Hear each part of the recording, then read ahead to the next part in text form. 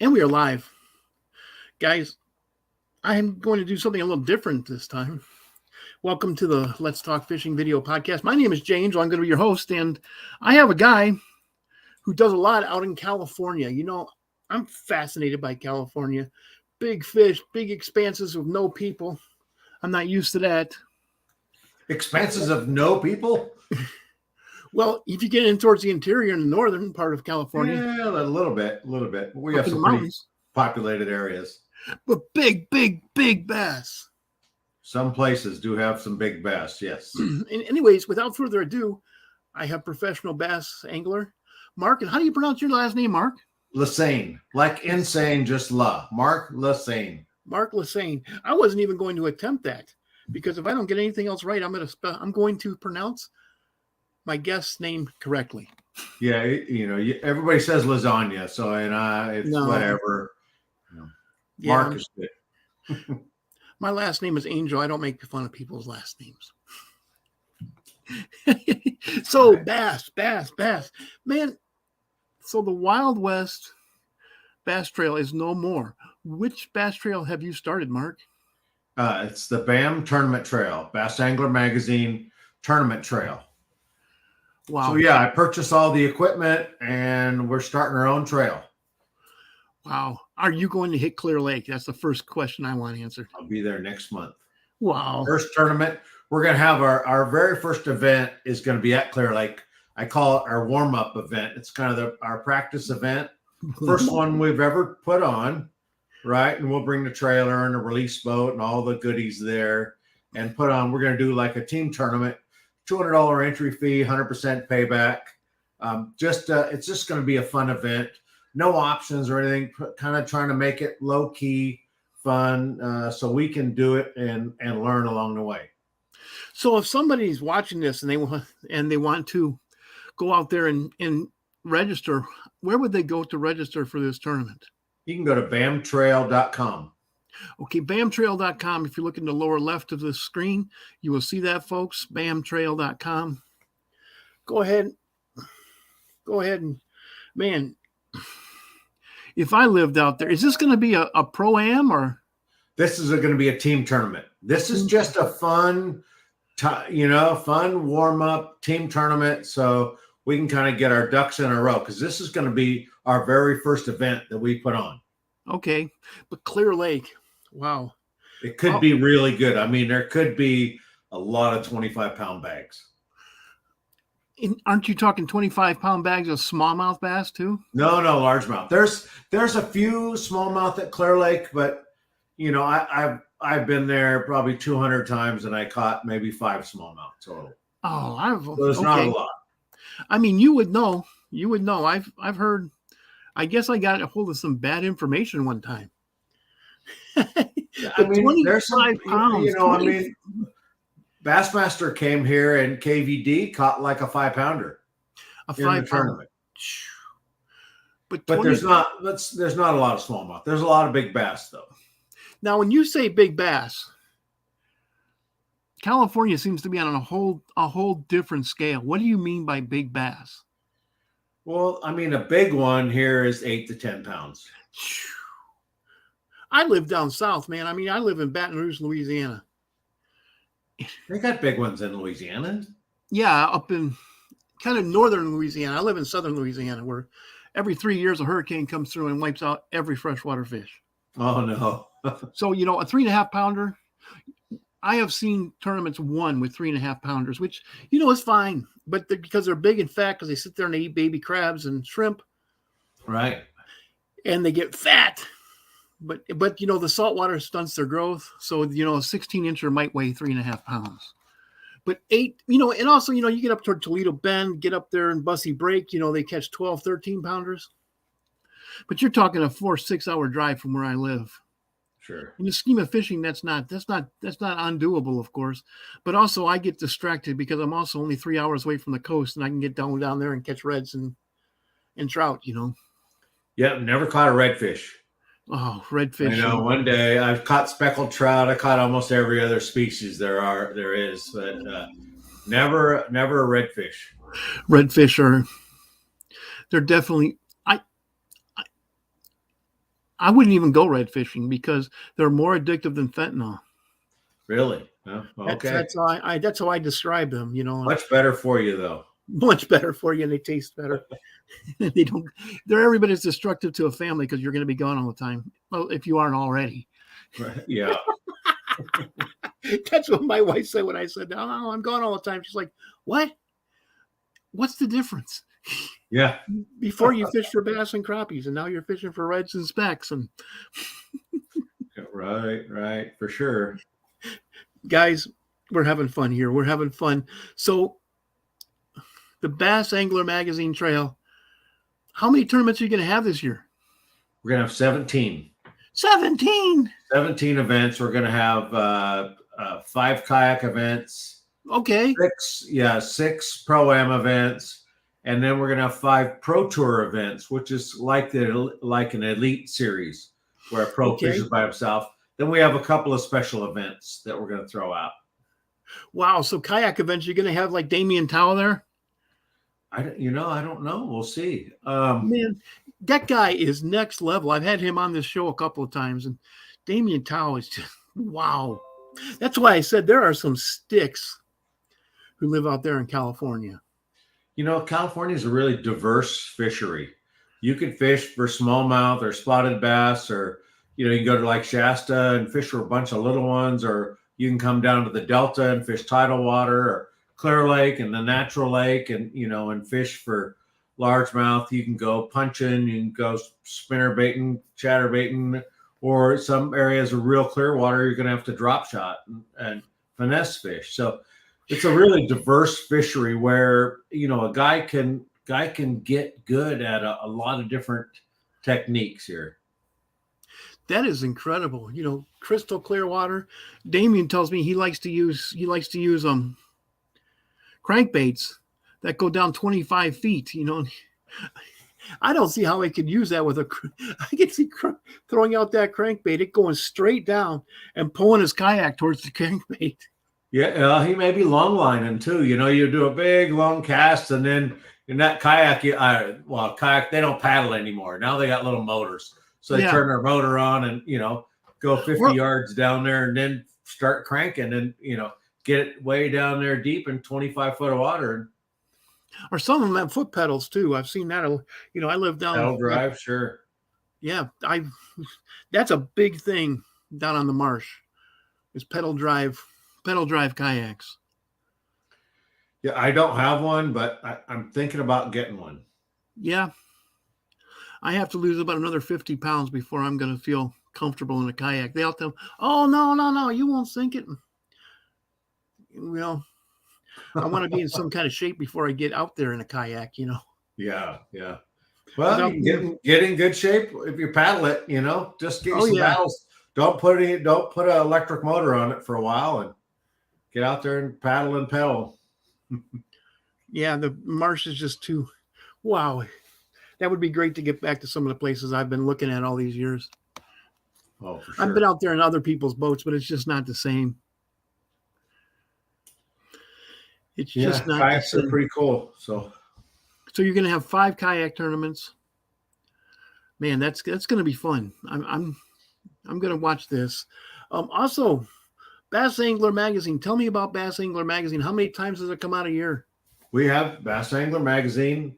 Comes out 4 times a year. Comes out every season. So this is the winter edition.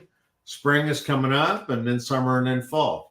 So the nice thing about having it every season is that we can address each season with each issue and give you a lot of content about that season. So our goal is to provide you how-to information that you can use pretty much on any lake, any body of water during that season, and or with the technique. I think we can just open this up and give you an idea of some of the things that it has. We have a couple kayak articles, one about choosing the right kayak rod, and then things that every kayaker needs for the winter. We have, this one has John Murray talking about jigging spoons, jigs. We have ways to catch warm water giants, using your IQ for fishing success. So that's kind of like a Brainiac article, trying to give you some ideas. Jeff Gusterson talking about staying warm. Gussie, yeah. Yeah. We have a plan for cold water tactics. Crankbaits with Jimmy Reese at Skeet's brother. Okay. About custom painting lures. Miles Berghoff sonar, talking about fishing edges, timing the bite window with Brandon Coulter, scraping the bottom with Cliff Crochet, talking about fishing on the bottom. It's Cliff Crochet, yeah, he lives about 40 miles away from me. Yeah, and then we have an article with our cover guy says the goat goes to pasture about KVD's retirement. But but everyone has just a bunch of great articles in that that'll help you catch more fish, no matter where you're at or what your skill level is. We try to cater. We try to produce an article that will cater to almost every age level and every experience level. So a guy can pick it up and read the article, say it's about jigs or spinnerbaits or spoons or what it is, and they can go, oh, that's how you use it. Oh, that's what I should use. And we show pictures of what they are. We talk about what colors, about the rod to use. And then if you're a subscriber, you will also get the digital edition.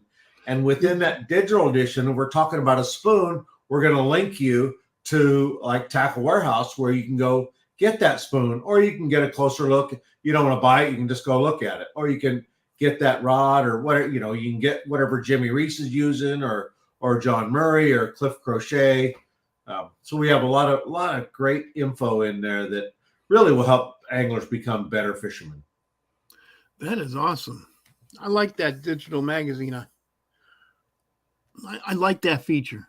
Yeah, digital's nice. So we actually put it in our system, and then when I get it all done and we mail the issue out, I compile the digital issue, and then I put it up into the site. And then once I do that, all my subscribers that we have email addresses for get a notice that says, "Hey, the winter issue's up. Look at it here." So it makes it just clean, neat, and easy. I like that. Man, that just takes magazines to the next level. Now you can actually see what these lures look like, just yeah. I'm not just going to tell you, and you're not just going to have a picture like this of a whopper plopper. You're going to be able to see them up close and personal and their specifications and how much they cost. Yep. You can click on it and see it, take you to Tackle Warehouse. Tackle Warehouse is a really good partner of ours. That's awesome. With the magazine and also with the tournament trail. That is so funny. This 1995. Yeah. You know what? I have River to Sea they're about 10 miles from me. Really? Their headquarters is, yeah. So really good people. I've known them for years and years. And I remember one of the guys gave me a whopper plopper a while back, because I've been fishing a lot. Sometimes just lures end up on my boat. And I put it on and I tried it and I was like, thing's a gimmick. Yeah, thing's going flop, flop, flop in the water, Remind me of like Roland Martin's helicopter lure. And I'm looking at this thing, it's kind of a gimmick. Well, but after a couple times of using it, I found out that thing really catches the fish. It does, and it's exciting. It's amazing. It is exciting. You ought to see a redfish come up and grab one of these things. Oh, I bet. Sometimes they just grab it. Sometimes they come out of the water because their mouths are on the bottom of their body. Okay. And sometimes they turn upside down and grab it. That is that's going to be fun. That's thrilling. It's almost as thrilling as when a bass jumps out of the water and grabs it on the way down. That gives me shivers just thinking about it. Oh, cool. That is so cool. So Mark and I talked a little bit before, and one of the things he said is he likes to punch. I do a lot of punching down here. Not my favorite way to fish, but it's something I realize I need to get better at. So, it's just so different than any other way I've ever fished because now, do you punch right next to the boat? Pretty close. You know what I like about punching is you're going in getting them. There's no messing around, right? Yeah. I'm getting them. I grabbed one of my setups here, and I'll be happy to show you. If Please you do. like the setup that I use, Please do. it's caught on my dirt face, so there we go. All right. This is an 8-foot rod, so it doesn't fit in my room too well. Yeah. So I'm gonna take this off. Is that rod as thick as it looks? It's not. It's just about like a regular rod. This is a Kuma TCS 711 Okay. extra heavy. All right. So, and then I'll tell you, it's not nearly the most expensive rod on the market. I think I'm going to say $150, $160, which is That's pretty reasonable for a fishing rod, yeah. especially a good rod. So this rod, I'm going to tell you, I've sold hundreds of them, simply because it's very, very lightweight. And if you're punching all day, you need a lightweight rod. Otherwise, your arm's going to get tired. Yeah. And it has a long handle where you can stick it up under your arm. And now when I'm punching, I can swing the weight out, and I'm not hardly putting any pressure on my arm. So I was in a bass club a while back. I joined a bass club to fish the BASS Federation events. Sure. And there was a lot of older guys in the club, and they were all like, "Oh yeah, I like to punch, but it's just too hard, man. My arm gets tired." I go, "Oh, you don't understand. Let me show you." So I showed these old guys, and I just told them, I said, "Put it under your arm, and you're just going to cradle it, and then you're going to swing. You just swing the bait out, and you drop it in. Swing the bait out, drop it in, and a lot of them actually got very good at it." So I use that, and then I have this is a Kuma Helios reel. Yeah. This is an older one. I think they're coming out with a new one, but the reel is it's not really important. It's more of a winch, right? It's more of a winch than it's not like casting a chatterbait or a spinnerbait or a little crankbait where you really need to cast it way out there. I'm only casting 20 feet, so you just want it to be able to free spool pretty well, have a good solid drag, and then a good enough handle where I can crank that fish in. There's a mosquito in here. I don't know what they're doing. I thought it was too cold for them. Anyway, so I use the Kuma TCS 711 extra heavy rod. That's very important. And if you get this rod, if you're a puncher, you get this rod, I guarantee you're going to be happy with it. It's just truly amazing. I can't tell you. I'm sponsored by Kuma. I have been for years and years, but even if I wasn't, I'd be buying this rod. So 65-pound braid. This is Phoenix Hydra. And what you want in a braid is you want an 8-carrier braid. Now what that is that's the weave in the line, right? Yeah. If you have 6 carriers, you can imagine it's like this. Well, if you have 8, now it's like that. So 8 makes it smoother. So it goes through the guide smoother. It's quieter. It's quieter when it goes down through the stuff into the water. So 8-carrier braid, 65-pound. So with the Phoenix Hydra, I don't have any problem with 65-pound line. There's other lines on the market that 65-pound is maybe not as strong and as broken, but this one works fine. I use these are 6 cents. Let's see if you can see it. 6 cents bobber stoppers, and I use 2 bobber stoppers so it holds the weight on there pretty firm. You have to have 2.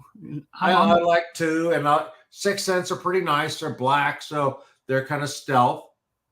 Holds it up, and then honestly, I think this is a TKO tungsten weight. Sure. And I use those. I use the tungsten weights that are not painted. They're I don't know. It's like a coating that doesn't come off. So the painted ones, I used those for years and years until they came out with these. And now all my painted ones are in a box. It's too bad because they're like $6 or $7 each. So now they're all in a box that I don't use anymore because these ones, the color doesn't come off. And I like the black stealth color. Now I use a Gamakatsu heavy wire flipping hook. This is not the extra heavy wire. It's just a heavy wire, right? Yes. So, and then it has like a metal collar that you can see that. Oh, I see that. There's Yeah. a metal collar that holds it up. So I like a straight shank, and then I tie a snell knot. Yes. Snell knot's pretty easy to tie. Probably not something we can do right here, but you can look it up. I'm sure it's pretty if easy you have to tie. YouTube, there's lots and lots of sites that talk about it. So that's the setup to punch. That's that's the key. Several keys. One is having the right equipment, having the right stuff, and being comfortable using it. Okay, so let's see how we can. I'm just thinking about. I can talk about the technique here. Let's see if we can do this in my. I don't know if you guys can see me. Oh. So it's not really enough room in here, but let's see if you can see me. So basically, when you're punching, all I'm doing is I'll have this, my hook and weight and bait is all going to be down. Let's see, I'm getting caught on everything. All of it's going to be like about here where my wrist is. And all I'm going to do is I'm going to have a free spool. I'm going to open it up, and then I'm just going to let it slide outward. Then it's going to hits on top of the mat, right? And I'm going to hold my thumb on it, and I'm going to shake it till it goes through. Then I'm going to keep my thumb on the line as it peels through the mat. Okay, and that's very important, having your thumb on the spool as it goes down, because a fish, more often than not, is going to bite it on the way down. And it's just going to feel a little bit funny. Most of the time when you go through the mat, there is nothing under there. So if something happens, it's usually a fish grabbing it. So you're going to thumb it down. I call it thumbing, right? And then if you get bit, you're going to flip it over and lift up. That's it. All you're going to do is flip it over and lift up. Don't lower it down and jerk, because what you'll do is you'll take that weight and you'll jack the fish's jaw, and then the hook and everything will come flying out and you won't catch them. So that's kind of the technique. A little bit hard to see here in my office because there's not really enough room. We'll talk about some of the baits that I use. It's not very many baits. No, just a couple. My favorite ones. So probably my all-time favorite punch and bait is Yamamoto Flap and Hug. Okay. And I use green pumpkin red. So this one, you can see it looks that's green a good color. pumpkin. It looks green pumpkin here, but when you put it in the water, it turns red like a crawfish. So much when you're punching, you'll be punching hyacinth, or we have primrose and pennywort and all that stuff. Crawfish get up inside there, right? And now when you punch through, those crawfish take off, right? And they're red. A lot of these ones are bright red. So they go and they make a big red flash, and the fish come over and grab it. So hopefully they're thinking your bait going through is one of those big red crawfish, and they're going to grab that. So one of the things I'd like to talk about is, so a lot of these guys probably haven't punched. The guys from up north, they don't do much punching. They fish mostly deep water.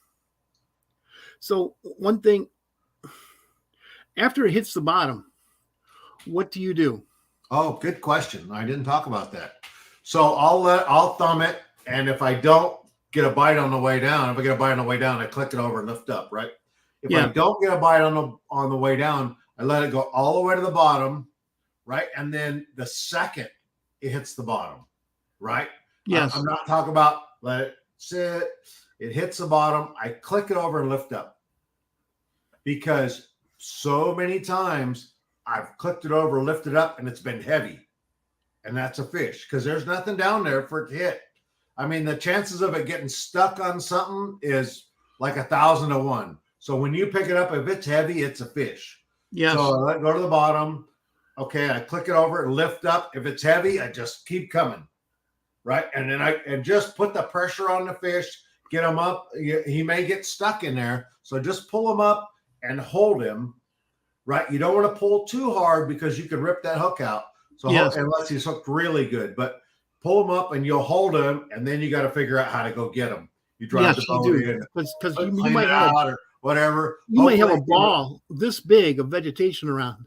yeah, generally, I'm going to say if the fish is 4 to 10 pounds, it's going to make a hole.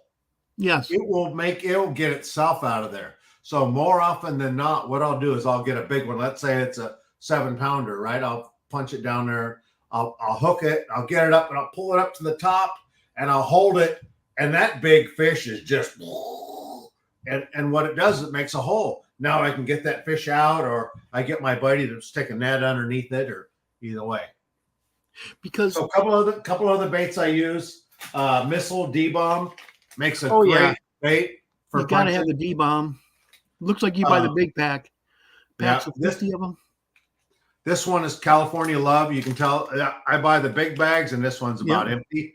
California Love is pretty much the same color as the watermelon red or a green pumpkin red.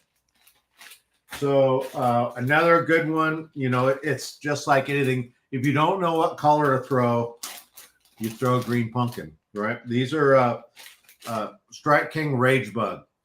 Really great bait. I break the legs loose, and this thing goes down. The legs move real fast. So that's a good bait. A lot of times I'll punch that one if I'm flipping with a lighter weight. And then if they're not biting the watermelon red colors or green pumpkin red, then I switch to a blue, to like a green pumpkin blue. So either this one is blue bug. So you can see that that's very blue. I either use blue bug or Okeechobee craw, which looks almost just like that. So those two work really well. So that's punching in a nutshell. Obviously, punching is something that it's kind of like learning how to use a bait caster. It's not going to happen in 10 minutes. You go out and give it, a day or 2 days of just punching, and you'll really get the hang of it. And hopefully start catching some fish. The more fish you catch, the more confidence you're going to get, and then the better you will get at this. Now, what I really like what you said is just go straight down to the bottom and bring it up, because as bass fishermen, it's just so tempting to sit there and go like this. And all you're getting, what I learned, if you're in a tough mat, underneath hyacinths, there's nothing, but in some of these places, there's a lot of vegetation all the way down to the bottom. Sure. And if you sit there and do this, all you're going to do is just bring up 5 pounds of nothing but vegetation. And believe me, guys, a lot of times the bass are in there. You can sit there and you're going to find out what the best, after you've caught a few fish, you're going to start seeing patterns. Okay. When this type of vegetation goes into that type, fish the edges. If there are any holes, drop it in the holes.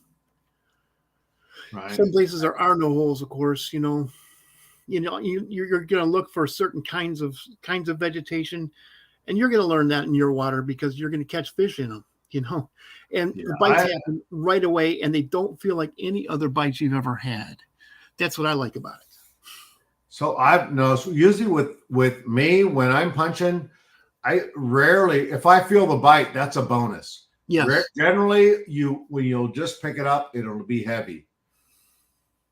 So, when I feel bites, it's usually something like a dogfish, or down here they call them shoe pick, the bowfins.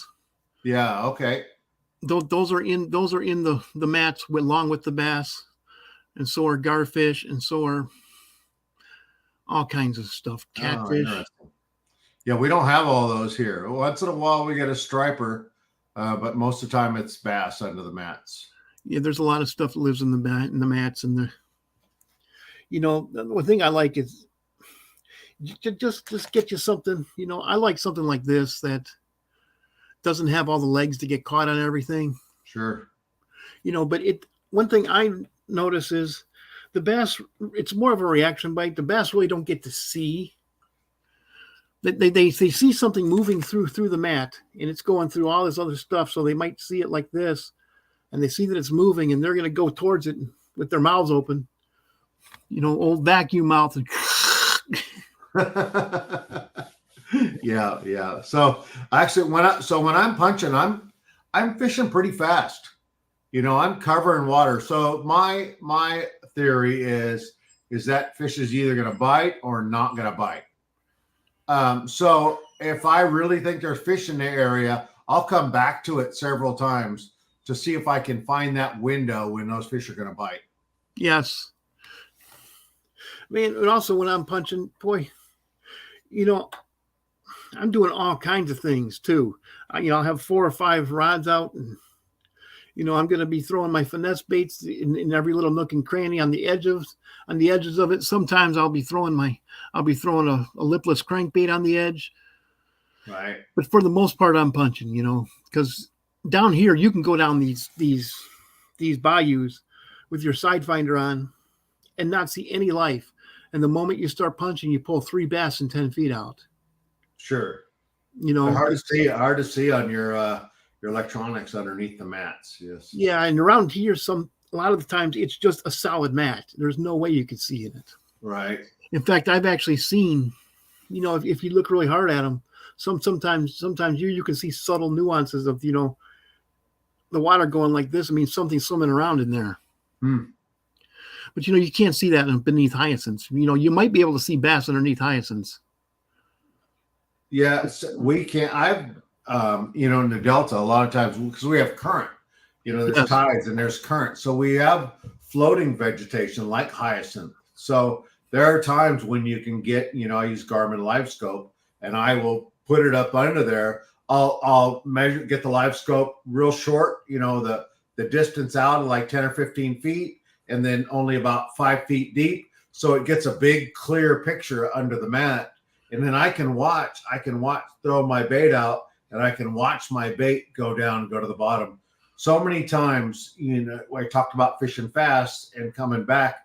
There's been many times that I'll punch it in there, and then I'll watch the fish come down, and then the fish just leaves. Ah. Uh-oh. I didn't see that one. I didn't see that one coming, and that's what you were going to say. So so many times, using Live Scope, which I've been using it since it very first came out. But you learn a lot, from that technology. I remember one of the very first things I learned is that I used to, run up to a point, before the boat would get on, lay down. I would jump up on the deck and I'd go to throw a bait out. And then when I put the trolling underwater, I would look and I would notice the fish are leaving. The fish are gone. I mean, they're all taken off. Well, what happened is that I got a little bit too close to them. Yes. And they went, hey, this is not right. Let's go. And so they would all leave. So I noticed that, that's one of the first things I noticed. Another thing is just like punching is that there's so many times when you're fishing, you'll throw a bait out, and we sight fish a lot with our forward sonar now. Sure. And I'll throw a bait out and I'll watch that bait and the fish go down. It follows it all the way down like a curious cat. And then nothing happens. The fish just swims away and your bait's there. So, and then a lot of times you can dial it in that way. Say you're throwing green pumpkin and they're following it down, and then, you switch up to red or blue or chartreuse or something else. And then you figure out how to get those fish to react. The Live Scope is just a amazing technology that is really furthered, what we're doing and how we're figuring these fish out. Okay. Couple questions about California. If a guy wanted to come to California and go on a big bass tour, he doesn't want to fish for 5-pounders. He wants to fish for the biggest fish that are available. What you mean, like 8 or 10 or 12 pounders? Yeah, the biggest fish available. Because that's such a You have to I don't even find know a how to say trophy it. hunter, you know, a Yeah, guy yeah, he's a like trophy hunter. a guy probably in Southern California. There's those guys in Southern California, and I've done it a few times where you go out and you basically fish all day long for a couple bites. But What that's lakes would he go really to? hard to do.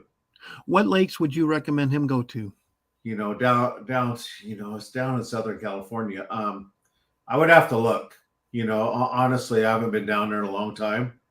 But there's like Dixon Lake where Dottie was, and there's a few small lakes down there that have some really giant fish. I live in Northern California, Okay. so we have some big ones. I mean, the biggest one I ever caught was about 13 pounds. I caught Jeez. it in the California Delta, but it's you can't really target those fish. It's something that you're going to go. I've caught 5 or 6 10-pounders on Senkos, right? Yeah. But I've caught hundreds and hundreds of 1-pounders. Yes. So, you don't, I mean, you throw it out there and you throw your wacky Senko out there and it starts going this way. Well, it could be a 1-pounder or it could be an 8-pounder. So you don't know. Northern California lakes, hard to target the big ones. You can go to Clear Lake and you can throw swim baits there. Christopher Ostrander, he's pretty good at catching big fish at Clear Lake. So, So a you're lot of those talking guys like will 8 inch? throw big glide baits and things like that, to catch, to kind of call out the little ones from the beginning. So you're not catching those 2 and 3-pounders. You're just getting a 5, 6, 7, 8, 10-pounders. So when you say swim baits, are you talking like 8-inch long plastic things? Yeah, 6 to 12-inch baits. Sure. That just seems exciting. I love those kind of things. It's fun to throw those big baits. I'm not a big bait guy. I'm a tournament guy, so I'm looking for the 3 to 4-pounders, and hoping to get a 5, 6, 7. So most of the time I'm just fishing for good quality fish versus, the giant fish. Okay. Hey, you know what? A whole day full of 3.5-pounders is certainly an exciting day in my mind. Oh, 100%. You can't go, how can you complain about catching a 3-pounder? I can't, and nowadays I fish for myself. I don't do the competitive thing anymore.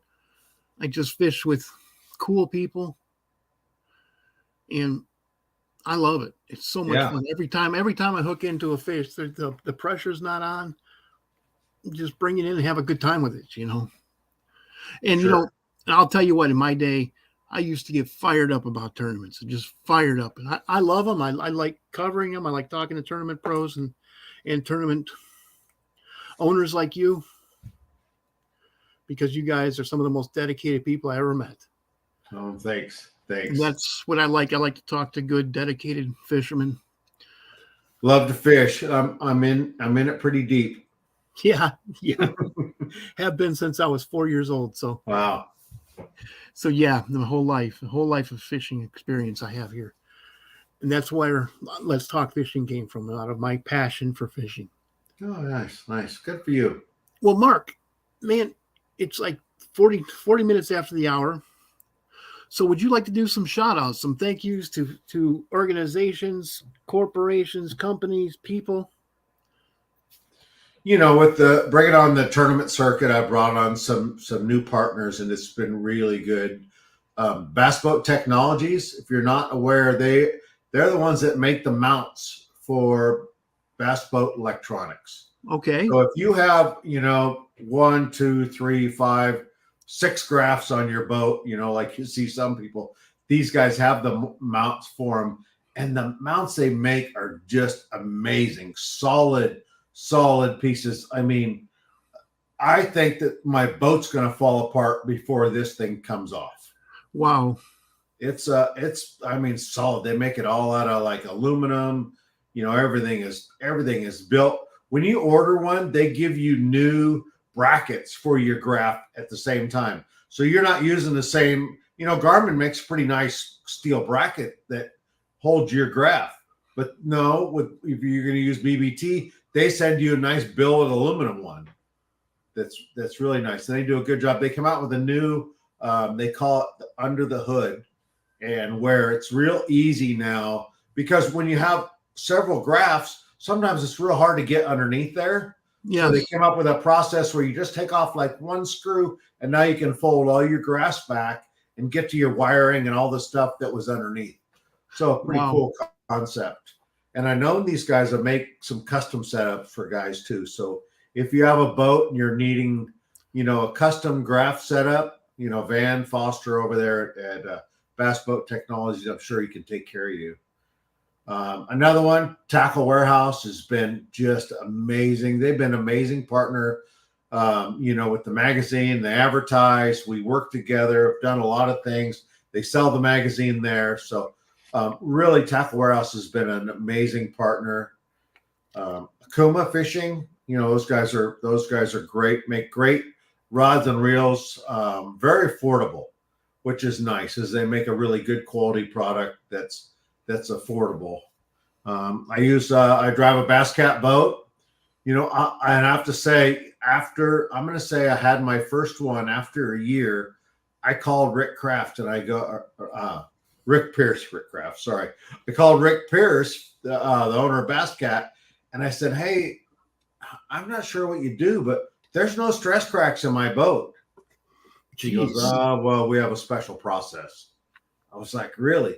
And I'm going to say, and I've had 30 bass boats in my years, and every one at the end of the year had stress cracks. Yes. And I use the boat, but I don't think I'm that hard on it. But everyone has had stress cracks except the Bass Cat.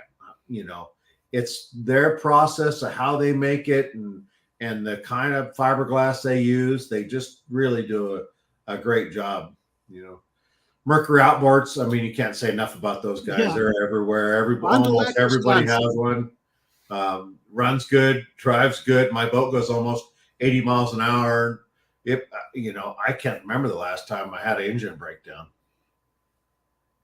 Fond du Lac, Wisconsin. I've been to their factory. Yeah, I've never been there. I've been to the Bass Cat factory, but never been to Mercury. So that'd be nice one day. I have family right there in Fond du Lac, not far from the Mercury factory. So, oh, cool. It's up there fishing a tournament on Lake Winnebago and took a tour. Big smallmouth there, right? At Winnebago? Big smallmouth. And I fished a bass tournament there probably 10 years ago, and I thought I had done really well. I came in with a bunch of 3.5 to 4 pound largemouth, and I was in the bottom 50%. Really? This is Central Wisconsin. This is not Clear Lake. This is not Alabama or California or Texas. Yeah. This was Central, but the guys who got out in the main lake, they're probably 4 or 5 footers. So they were out there in their walleye boats. And then they found smallmouth on the reefs in the middle of the lake. They knew the lake better than I did. So yeah, they deserved to win. Wow. It was still That's crazy when you come in with 16, 17 pounds and they went, oh yeah, looks like a fun day. See you later. Yeah, you're from Illinois. Yeah. Still I thought it was, no, it was a respectful. It would have been a respectful anywhere in the United States, 16, 17 pounds. It wasn't that good in that tournament, Right. We've all been there. We thought we did well and come in, and no, you got schooled. Mm-hmm. It happens. Well, hey, man, you have any other shout-outs you want to do? I think we're good. Okay. I appreciate you having me on. Oh, yeah. Well, thank you very much. It was an enjoyable podcast to do. Thank you. I know you're a very busy man. Thank you for taking time out of your schedule to talk to our listeners here in the Let's Talk Fishing podcast. Guys, thank you for tuning in to the Let's Talk Fishing podcast. It's Thursday night. Make your plans. Get out there. Go fishing. Take it from a guy like me. You only get to do this life once. Have fun. Mark, please stick around. I'd like to talk to you for a couple minutes after the podcast. With that, I'm going to end the podcast. Thank you. All right.